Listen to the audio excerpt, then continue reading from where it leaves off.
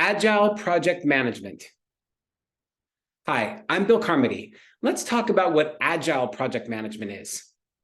See, for most of the time, when people were looking at project management, they initially looked at waterfalls, which are these big events that happen. All of this happens here, then all of this happens here, then all of this happens here. So you have these different tiers of a particular project. Agile is different. Agile is looking for, let's bring the right team together, make sure we have the right resources supported for that team, and then let's look at how we can do a series of sprints.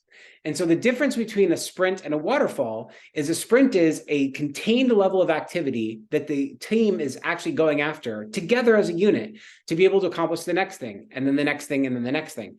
But what's different between Agile and a waterfall is that you're constantly adjusting based on the needs of the project. So what happens is, from an Agile perspective, you're looking at what's working and what's at the minimum viable first piece of work. Based on creating that sort of initial viable piece of work, you're now applying it to the next thing and to the next thing and to the next thing.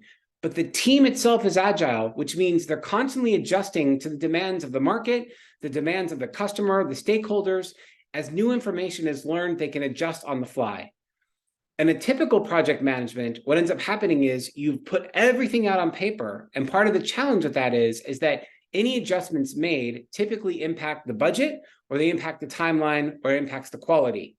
Now, that's to overcome some of that. Having an agile team means you're constantly tweaking and adjusting as you go. Now, the thing is, not every project makes sense for an agile type of approach. But if you're looking for having a team, a very core group of individuals that are working together collaboratively to get to the outcome, you may want to consider an agile project management approach, allowing them the autonomy to be able to get the outcome that is most important for the project.